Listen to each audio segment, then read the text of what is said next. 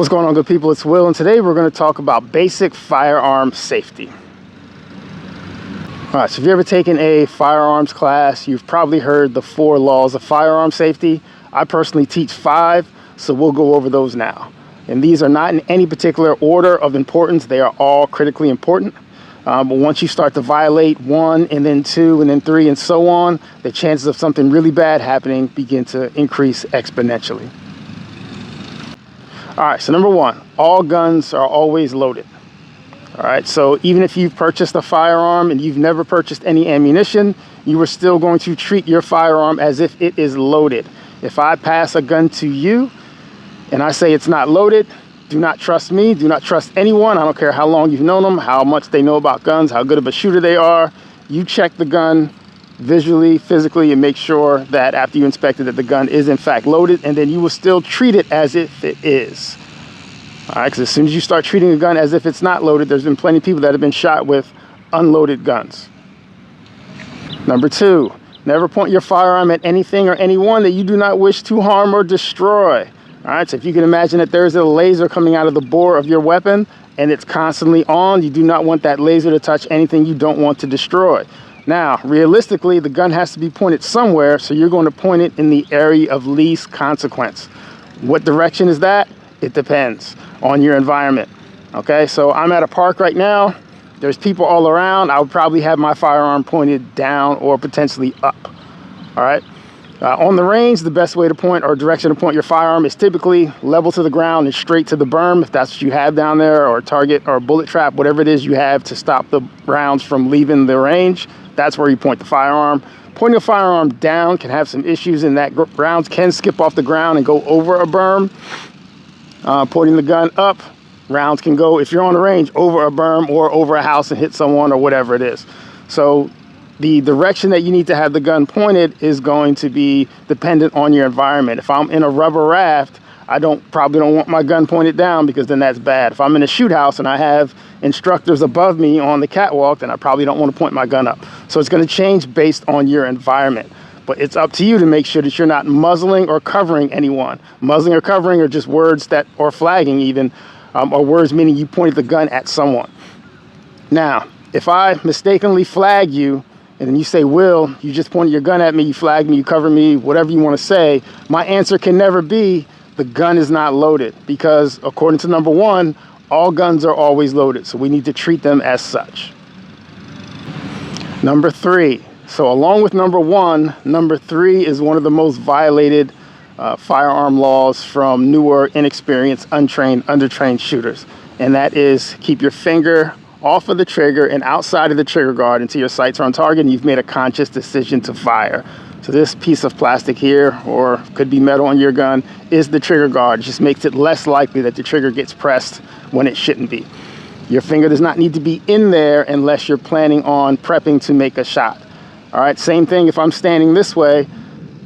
You notice you cannot see my finger through the trigger guard. That is incorrect. So when I have my finger, what they call index, it's going to be along the slide or even the frame, but never across the trigger guard. The reason why we don't put our finger across the trigger guard is that we have a startle reflex where we will clench, right?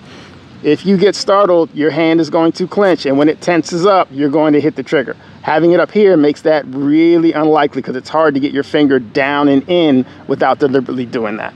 All right, so finger off of the trigger until your sights are on target. You've made a conscious decision to fire. And that's regardless of what you're doing with the weapon. So if the weapon is on the table, when I pick it up, my index finger automatically goes to that position. Some people say make a handgun with your hand, and then when you pick it up, you keep that gun so that your finger is straight.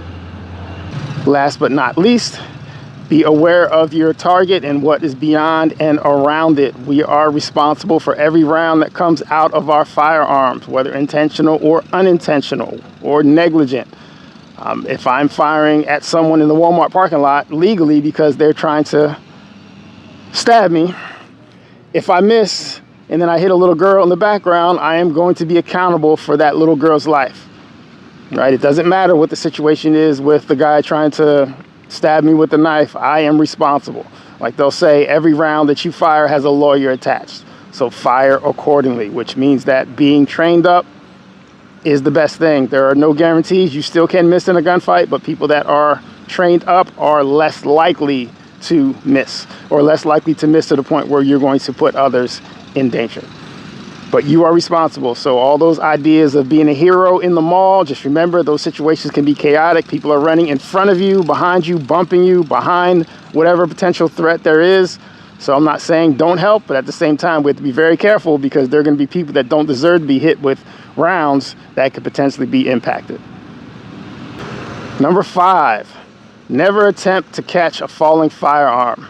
All right, so if your firearm should fall off of a table, slip out of your hand for some reason, fall out of your holster while you're running, let it hit the fucking ground. All right, just let it hit the ground. If you have a quality firearm, it might get scratched a little bit, a little marring or something on it. You dust it off, it'll be just fine. The reason why you do not want to try to catch it is because if you do and your finger hits the trigger, the gun could potentially do what it's designed to do and fire. And you don't know which way the gun will be oriented when it does that. It could be pointed at you, could be pointed at someone else, it could be pointed at a direction or an angle where it's going to leave the range. So just let it hit the ground and then pick it up afterwards. Now I get it, there's a reflex thing where if you're sitting at the table and you go and maybe you knock your notebook off of the table, you're gonna immediately, without thinking, reach and grab it, right? Just, it's gonna be a reaction, you're gonna try to catch it. But there are also things that our brains are programmed to not do that with, and that's the category you need to put the gun in. For example, if you were in the kitchen cooking something, you have a pot of boiling water or hot grease or something like that, and you bump it off of the stove, I guarantee you will not try to catch it. You're gonna immediately step back away from it. And that's the way you need to treat your firearm, like it's hot grits, fish grease, whatever you want to call it. But do not try to catch it. Google Plaxico Burress if you want to know what can happen if you try to catch a firearm that's falling.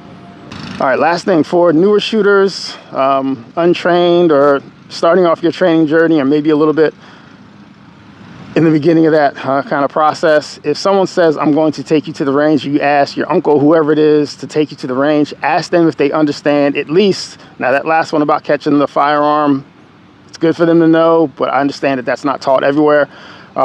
They at least need to know the first 4. If they do not understand, know how to implement, use, and the first 4, do not go, because at a minimum, they don't know how to be safe. Regardless of what they may or may not be able to teach you about shooting, safety is paramount for obvious reasons. But either way, if you have any questions, let me know. Y'all be safe.